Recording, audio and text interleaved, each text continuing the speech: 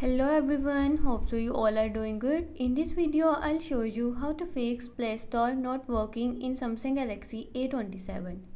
Before starting the video, don't forget to subscribe and watch our complete video.